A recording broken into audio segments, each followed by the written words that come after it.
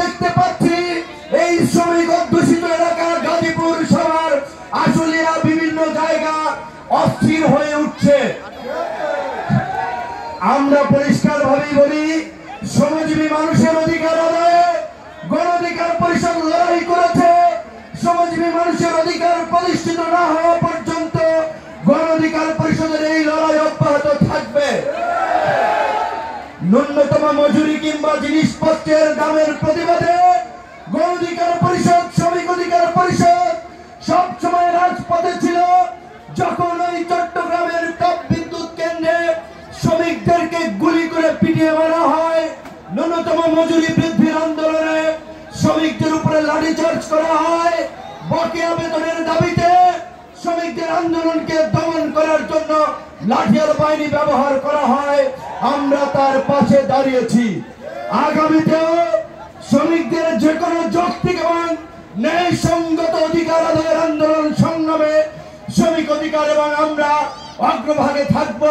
শ্রমিক ভাই বোনদেরকে আমরা এই কথাটুকু বলতে পারি।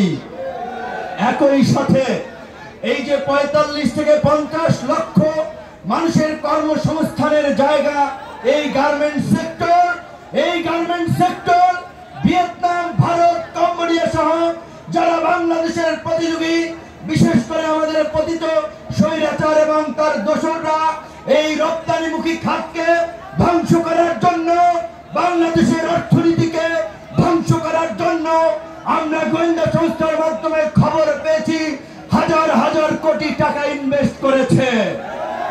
কাজেই আমার শ্রমিক ভাই বন্ধুদের প্রতি অনুরোধ থাকবে, কারো উস্কানিতে পা দিয়ে মিল কারখানায় কোন ধরনের বিশৃঙ্খলা করবেন না। কোন ধরনের আন্দোলন করে শিল্প কারখানা বন্ধ করবেন না। আপনাদের যদি কোনো দাবি থাকে, আপনাদের যদি কোনো অন্যায্য অবিচার অন্যায়ের বিষয় থাকে, আজকে দেশের পুরো দেশের জনগণকে সাক্ষী রেখে কথা বলছি, গণ অধিকার পরিষদের কেন্দ্রীয় স্থায়ী কার্যালয় আলরাজি কমপ্লেক্সের ৩ তলায় যাবেন। আপনাদের প্রত্যেকটি দাবি আদায়ে আমরা রাজপথেও থাকবো, আলোচনার মাধ্যমে সমাধানও করব। কিন্তু বন্ধুগণ, আপনাদেরকে ভুলে গেলে চলবে না। এই সবেমাত্র ২ মাস হয়েছে ছাত্র জনতা গণ অভ্যুত্থান করে একটা ফাঁসির শাসনের পদত্যাগ ঘটিয়েছে, একটা ফাঁসিবাদী শাসনের অবসান ঘটিয়েছে। এই ফাঁসিবাদী শাসকরা গত ১.৫ দশকে অন্তত কয়েক হাজার পরিবারকে হাজার কোটি টাকার মালিক বানিয়েছে, কয়েক লক্ষ পরিবারকে শত শত কোটি টাকার মালিক বানিয়েছে। কাজে এই সরকার যেন সুন্দরভাবে দেশ চালাতে না পারে, বাংলাদেশ যেন একটি ব্যর্থ কার্যকর রাষ্ট্রে পরিণত করে, তাই তারা নানামুখী চক্রান্ত করছে। তাই তাদের চক্রান্ত সম্পর্কে সজাগ এবং সতর্ক থেকে দেশকে স্থিতিশীল রাখতে হবে। দেশের অর্থনীতির চাকাকে সচল করার জন্য গার্মেন্টস সহ সকল সেক্টরকে স্থিতিশীল রাখতে হবে। আমরা পরিষ্কারভাবেই বলছি, গার্মেন্টস সহ শ্রমিকদের যে ন্যূনতম মজুরির দাবি ২০,০০০ টাকা অত্যন্ত যৌক্তিক দাবি। গার্মেন্টস সহ অন্যান্য প্রতিষ্ঠানের শ্রমজীবী মানুষরা ওভারটাইমের জন্য যে বেতনের দাবি করছে যৌক্তিক দাবি। এক্সট্রা ডিউটি করালে মানসম্মত নাস্তা দেওয়া যৌক্তিক দাবি। আগামীতে আমরা মেধার ভিত্তিতে বাংলাদেশ গড়ে তুলতে চাই।